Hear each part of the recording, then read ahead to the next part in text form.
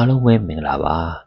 ဒီ time to talk ကနေပြန်လည်ပြီးတော့ကြိုဆိုလိုက်ပါတယ်ဒီ time to talk ရဲ့ထုံးစံအတိုင်း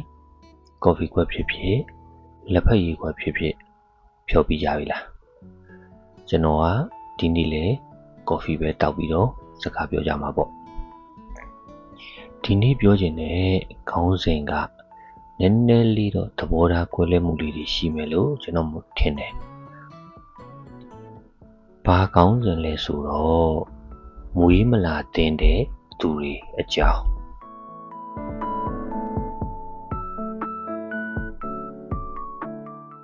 မွေးမလာတင်တဲ့သူတွေဆိုတော့ဒီမြန်မာနိုင်ငံမှာပေါ့နော်မွေးမလာတင်တဲ့သူတွေအများကြီးရှိမှာပါဒါပေမဲ့ကျွန်တော်က9ယောက်ထိတ်ဆုံး9ယောက်အကြောင်းပဲပြောသွားမယ်ပထမဦးဆုံးယူထားတဲ့တယောက်ကနေဝင်းဆိုတာဟိုတော်လိုင်းကောင်စီဥက္ကဋ္ဌကြီးကိုပြောတာနော်ဟိုနေဝင်းကိုပြောတာမဟုတ်ဘူးသူကလည်းပါတော့ပါပါတယ်ဒါပေမဲ့သူကတော့ဒီနေရာမှာ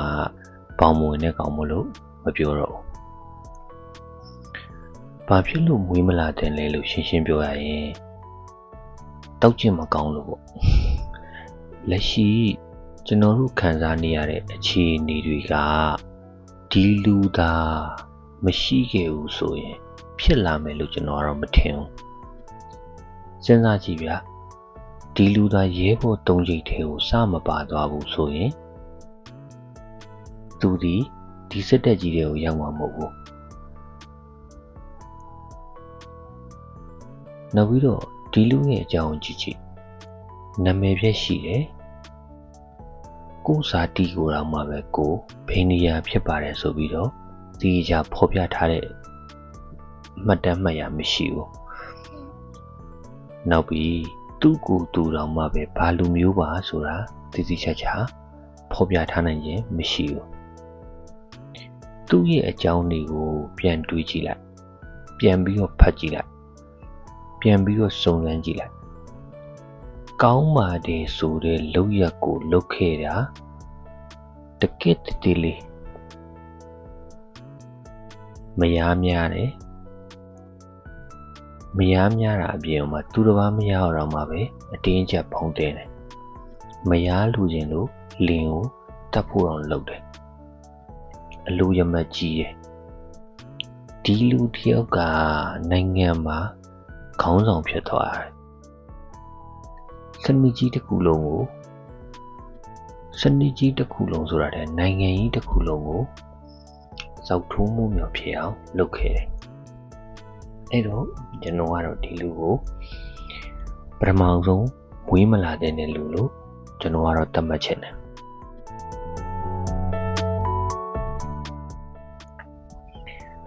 နောက်တစ်ယောက်ကတော့ကျွန်တော်တို့တွေအစာဆုံးမိလိုက်တဲ့လူကြီးပေါ့တန်းရွှေ88ကြီးဖြစ်လို့စစ်တပ်ကိုအာဏာသိမ်းတော့စောမအောင်ဒါပေမဲ့သူကစစ်တမ်းရလဲပြန်မယ်လဲဆိုတော့တန်းရွှေဟာရွှေတကုံတောင်ဘက်မုံအာဏာသိမ်းပွဲကိုလုပ်တယ်ပြီးရင်သူ့ရဲ့ပလင်သူ့ရဲ့ခုံတက်တန်းရှိရေးအတွက်ဒါမဟုတ်ပဲစစ်အာဏာရှင်တက်တန်းရှိရေးအတွက်မြန်မာလူမျိုးတရားမှာ69ယောက်မကြိုက်တဲ့နာဂိဥပဒေလို့ခေါ်တဲ့2008အခြေခံဥပဒေကိုပြဋ္ဌာန်းတယ်ဒါနဲ့တင်လုံလောက်သွားပြီဒီလူဒီမွေးမလာနဲ့တော့ဘူး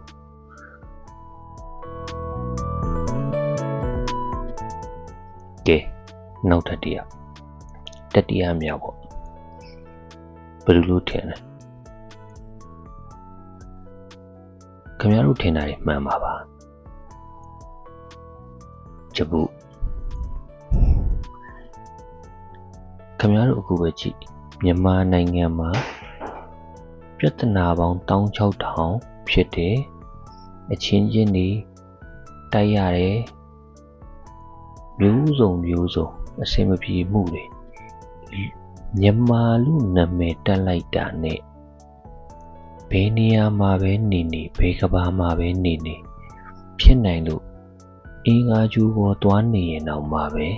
မြန်မာလူမျိုးပါလို့နာမည်တက်လိုက်တာနဲ့အစင်မပြေမှုတွေနဲ့ကြုံရအောင်လုပ်ထားတဲ့သူဒီလူကလည်းမွေးမလာတဲ့လူပဲ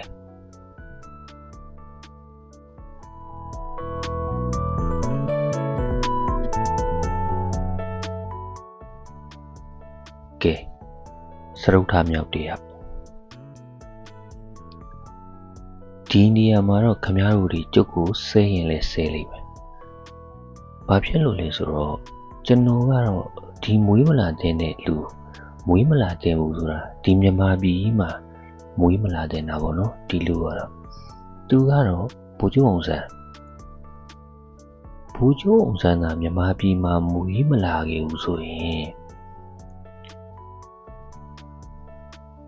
ကျွန်တော်တို့တွေကိုသူလွတ်လပ်ရေးလည်းယူပေးမှာမဟုတ်ဘူးသူလည်းတည်မှာမဟုတ်ဘူး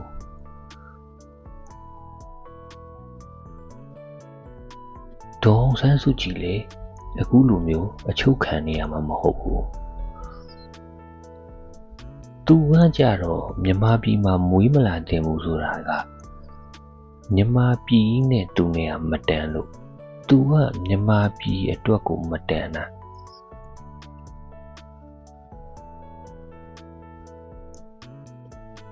သူမွေးလာခဲ့လို့သူကလွတ်လပ်ရေးယူပေးခဲ့တယ်ပြီးတော့သူ့ကိုလှုပ်ကြံတက်ဖြတ်ခံခဲ့ရတယ်သူကတည်သွားပြီးတဲ့အချိန်မှာမြန်မာပြည်ကဒုက္ခဆင်းရဲတွေနဲ့မှာမျိုးမကောင်းနေတဲ့အတွက်ကြောင့်ဒုက္ခဆင်းရဲတွေနဲ့မှာနှစ်ပေါင်းများစွာနေခဲ့ရတယ်အဲ့တော့ဗိုလ်ချုပ်အောင်ဆန်းကလည်းမြန်မာပြည်အတွက်မွေးမလာခဲ့ရင်ကျွန်တော်တို့ဒီဒုက္ခတွေခံရပါမလားလို့ကျွန်တော်တွေးမိတယ်ဗိုလ်ချုပ်အောင်ဆန်းကတော့မြန်မာပြည်ထဲမှာမပွေးစီချင်တာပေါ့နော်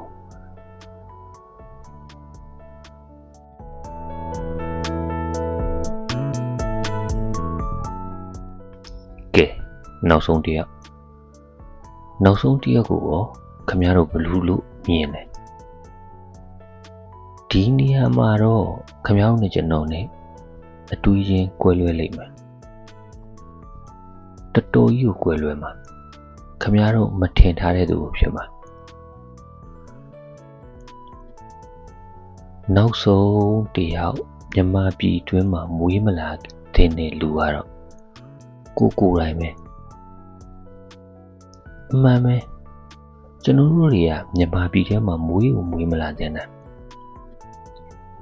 ဒီလောက်ဒုက္ခပေါင်း16000နှစ်ပေါင်းများစွာ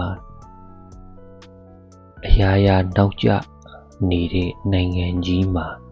ကျွန်တော်တို့မွေးမလာတဲ့နာမျိုးဆက်ပေါင်းဘယ်လောက်ရှိပြီလဲကျွန်တော်တို့တွေဒုက္ခကြီးခံနေရတာ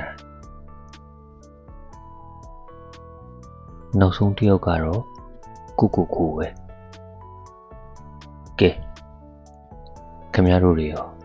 ဘယ်လိုမြင်ကြလဲကွန်မန့်မှာရေးသွားကြပါဦး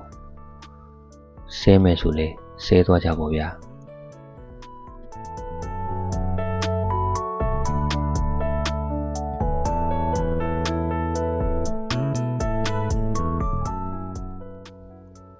အားလုံးပဲ